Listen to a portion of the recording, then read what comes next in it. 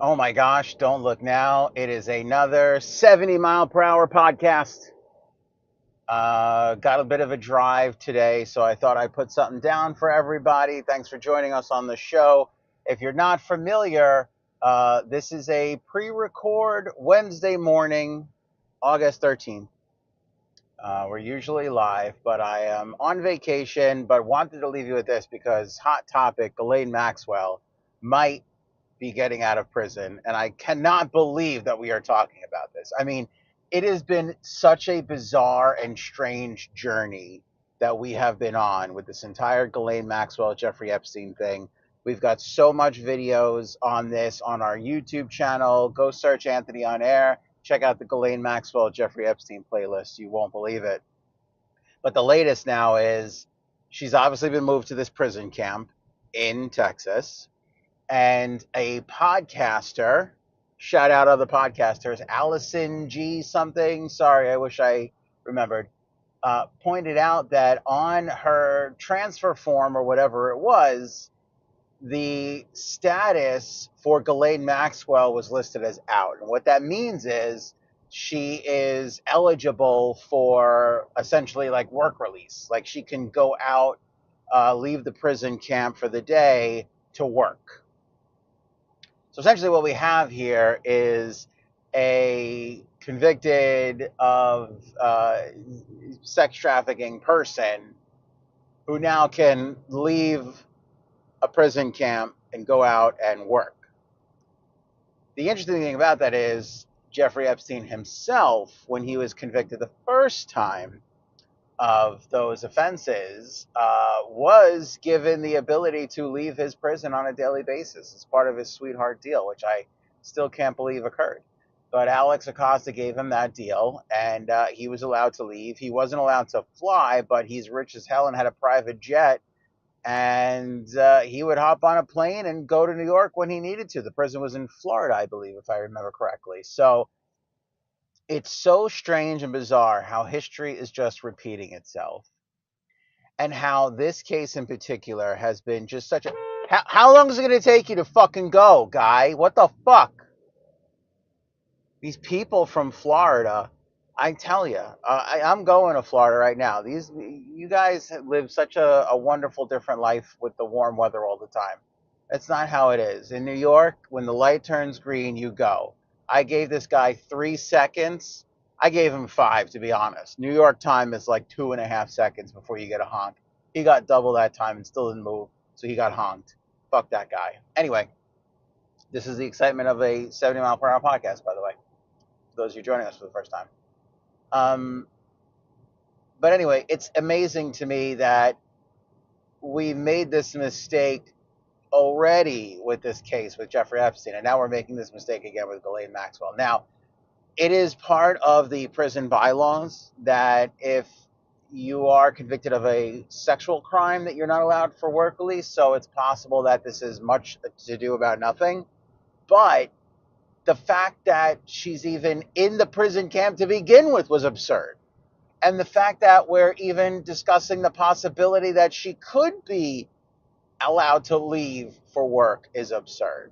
Like, you would think, oh, though they have a bylaw that says they can't be there. Well, she shouldn't be there in the prison to begin with. Forget the bylaw that says she's not allowed to leave for work purposes. Do you know what I mean? So there's almost like even though there's laws and rules and regulations, it's totally fair to have a good amount of speculation or skepticism, not speculation, skepticism about everything involved with this, because you think, oh no, there's a bylaw, and the next thing you know, there's going to be pictures of her at a fucking coffee shop serving coffee to people with children next to them. It's crazy. It's absurd and beyond bizarre. Like, in my wildest dreams that I never even when Todd Blanche went to go interview her in the Florida prison where she was, I didn't think we would be here. When everybody started talking about, oh, is Trump going to... I thought to myself, there's no way. And now, I don't know. I can't make those guarantees. Can you? I mean, and then you start to get into those semantics. Well, he didn't pardon her. But she's allowed to go free. She's at a sleepaway camp, club fed. This is the epitome of club fed. So sorry if this is like crooked or something. I'm on a gimbal here. The visuals are not going to be great. By the way, when I'm on screen, the visuals are never great. So, it doesn't really make a difference. But the way I have this all like propped up in the car is kind of absurd. So sorry if it's all a little crooked and giving people like, whatever. Anyway, I can't get over that we're talking about these things, that we're discussing these things. And, it's amazing. Everybody talks about like our elections and election integrity and rigged and stolen elections, right? The beautiful thing about our elections is they're decentralized, or at least they're supposed to be. I have to say these things for the crazy Q people that are like, oh, actually, it's connected to the. Oh, okay, great. Leave your comments. Thanks. Appreciate it. But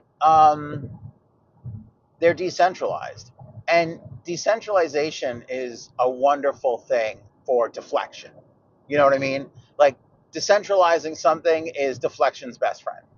For instance, I had to go for a medical procedure recently, and I got denied. So call my doctor. Doctor's like, well, the insurance company denied you. Okay, call the insurance company. The insurance company goes, well, we don't actually handle this part of it. We subcontract that out. Oh, okay, who does that? Well, it's these people, but they don't have a number. When you set people on a course where you can't get, where there's not a guy, a person, you know what I mean? There's not a contact. There's not a when it's just this mishmash knot of, oh, everybody handles this little chunk of it and nobody's really, there's not a person. The buck doesn't stop with anybody.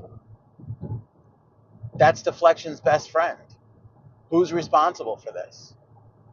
It's not Trump, but is it?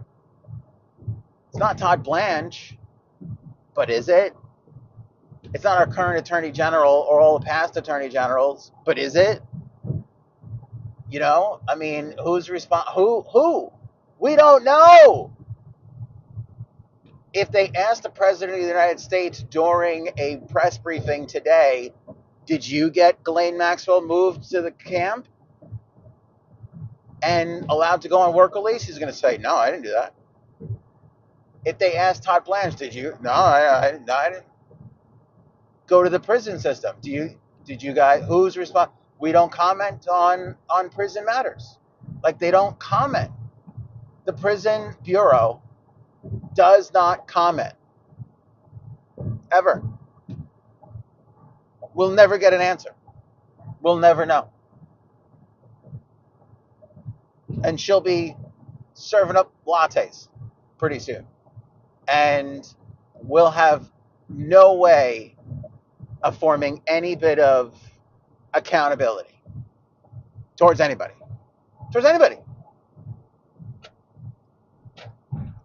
I'm dumbfounded. It's very rare somebody who talks for a living is speechless. But this case has left me speechless far too many times than I care to remember. I mean, it's just utter insanity. And you sit here and you think, how far could this go? And I mean, what if she gets a job around children? I mean, I make a joke about a coffee shop. What if she gets a job at a pre-K or some crazy, like, some child services fucking thing? Even if she's cleaning the roads, she's going to come across a school, like, a road by a school or some crazy shit. The whole thing is just fucking absurd. And I'll tell you what, she's got a lawyer, this Marcus guy, who's been her attorney for a while. This motherfucker, he is just...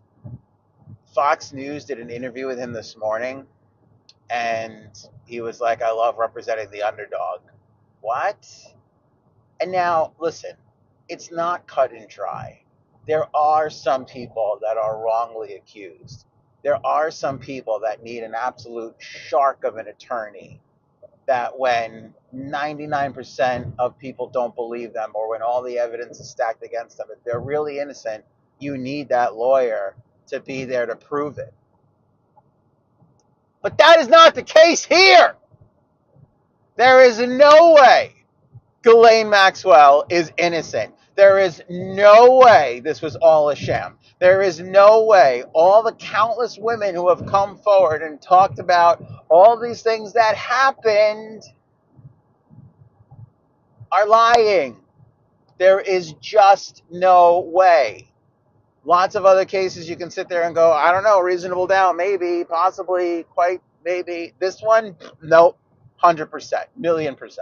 I've never been so sure of anything in my life. In fact, I have not been so sure of anything in my life than the fact that that woman deserves to be behind bars. And not only her, but a whole slew of other people that are still allowed to roam around free, making money and doing God knows what that we don't know about. It's fucking crazy. And again, I go back to the mounds of evidence sitting in the FBI storage facility as we speak. Even Kash Patel, in all the lies he's been telling lately, on Rogan going, I've seen the tapes. I'm not going to release victims. I'm not going to release that. You're telling me that guy who recorded video down in the island at his West Palm Beach home, and we know for 1,000,000% certain in New York, in his town home in New York, she's not on any of those tapes. She's not seen in that home while he's in the room with those underage people. She ain't there. She's not complicit in all this. You don't have that evidence, and you're moving her to a facility? Because I'll tell you what, decentralization, once again, what's going to be the response? Well, as the Assistant Attorney General, I didn't know the FBI had all this stuff. They didn't share that with me. They didn't show me the video footage. I didn't know. I was trying to get my thing. You know, they play dumb. I'm the left hand, not knowing what the right hand is doing. It's so fucking sickening. And for everybody who's still defending Donald Trump throughout all of this, complicit is aiding and abetting. I'm sorry. You can't just be like, I don't fucking, no.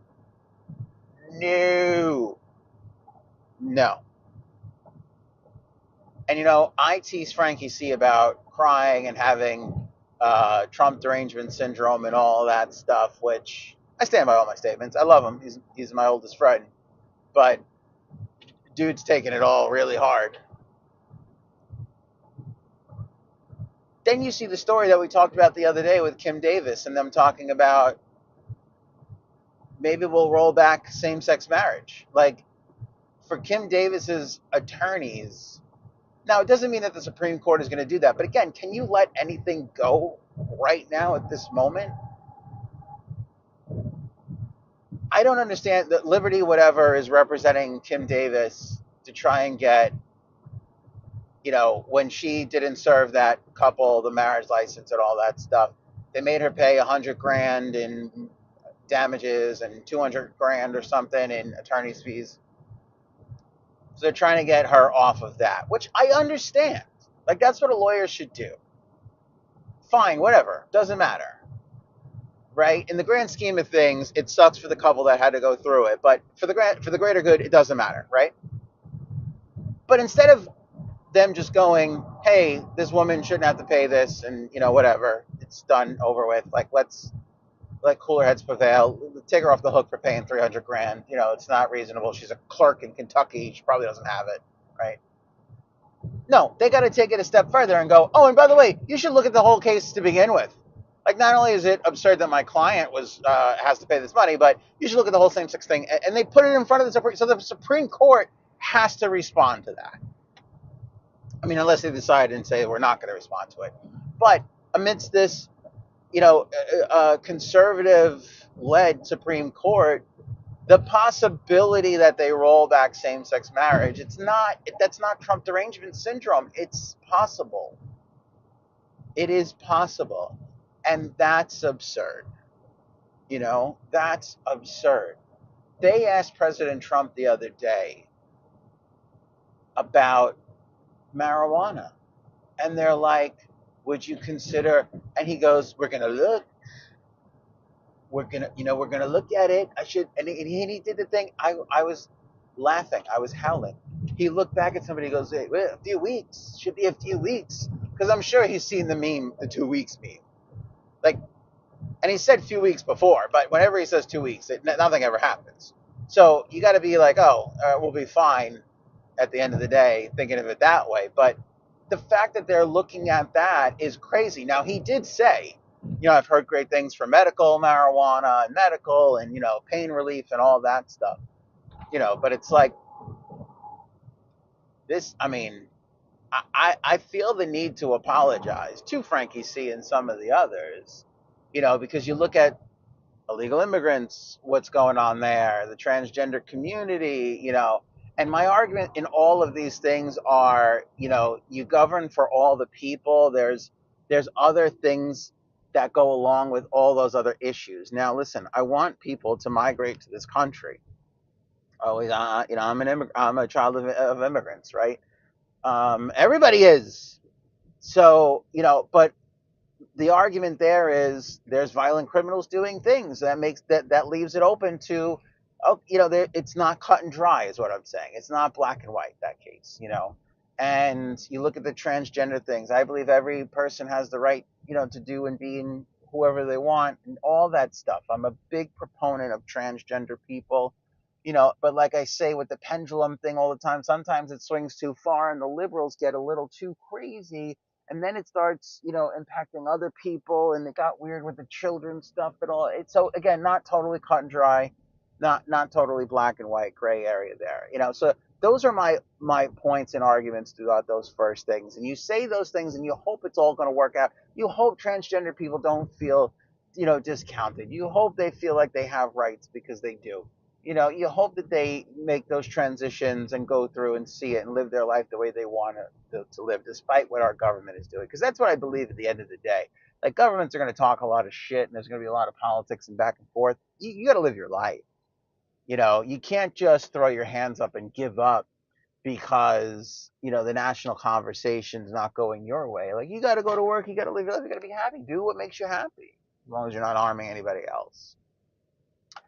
Right? So, there's that whole element to it. So throughout those first early things of this administration, I was trying to be open and explain to liberals that there's other people that feel other ways. I know you have a moral superiority thing going on here, but there's other people that feel other ways, and, it'll all mash out. But the same-sex marriage affects a lot more people. The marijuana thing affects a lot more people. And I know marijuana is kind of like an absurd portion of this, because it's, that's a little bit of like a different thing. But the point is, you you make all this progress and you don't want to roll it back. And I don't understand. I just criticize all the Democrats, and I'll throw a criticism towards the Republicans' way right here and now with this statement. You're affecting people too.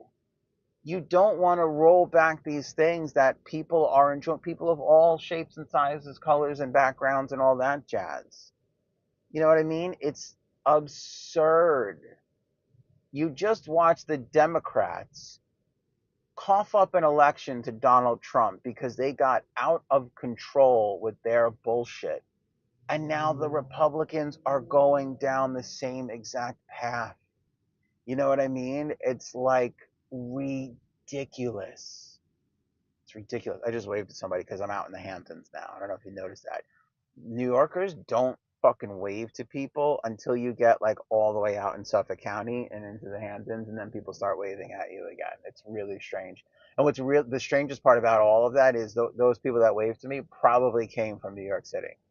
They came from a non-waving, get out of my way area, but now they feel like, oh, we're out in the Hamptons, we can wave and be nice to people. I don't live in the Hamptons, but I live near it, and people wave to me all the time in my neighborhood. Like, I live in a waving neighborhood.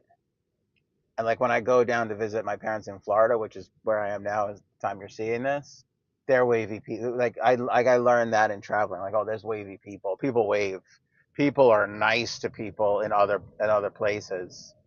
Not in New York City. You don't walk down 42nd Street and go, hey, nice jacket. You look. Hope you have a good day. You look good today. You don't fucking pull that shit. But that lady just waved to me and I waved back. I don't know if anybody caught that on camera, so I just feel like I had to acknowledge that because we do have a lot of people in New York and they're like, well, who's he waving to? I don't want you to think I'm a weirdo, like I'm a waver. But I am. I do wave. I wave in my own little community. I wave in areas where waving is the accepted, form of communication. I don't wave in other areas. I'm not gonna go. I'm no waving pioneer. I'm not gonna go into New York City and be like, hey everybody, we should be waving to each other. Anyway, um, that's really that. I am on an airplane right now as you're seeing this, which is hopefully going to make a safe landing as we speak. God, I don't want to. Could you imagine if I die on this airplane? That would be because I know the news article. It'll be, look at the chilling moments where this podcaster talks about his own death. And then he died on the plane. And the reason why I don't want that to happen, aside from the fact of the not dying part, is because it won't be Anthony from Anthony on Air dies. The articles they'll write will be podcaster dies. I'm not famous enough to get my name in the paper, but I'm famous enough to be described. Does that make sense?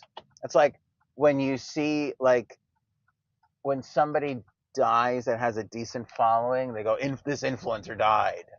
And you're like, oh, I like some influencers. I got to click and see who it is. Who is it? Who's the influencer? Because they want to get you to click on it. But if they say, Jim Hill died, you're like, I don't know who the fuck that is. Even if he does have, 100,000 followers, it doesn't make a difference. So if I died in a plane today, which sucks, that'll be the articles. Podcaster dies and predicts his own death, which would just totally fucking blow. Assuming there is an afterlife, that would be demoralizing for when I'm there. Because I just picture myself walking into whatever, heaven or whatever you believe in, and they go, hey, everybody, the podcaster's here. That's insulting. I feel like I've done a decent body of work. I just waved again a little. I don't know if anybody saw that. I was just waving somebody off a stop sign. I don't want you to go around thinking I was listening to this guy all along and I didn't know he was a fucking chronic waver. All right. I hope you appreciate the 70 mile per hour podcast. I don't know if you could tell by the fact that the trees are moving a lot slower. I've made it to my destination, and I hope you have enjoyed this mini little rant. I don't know if there'll be another one of these while we're on vacation and on a break. You're going to have to stay tuned. But I love you. And I'll see you soon no matter what, unless that plane did go down.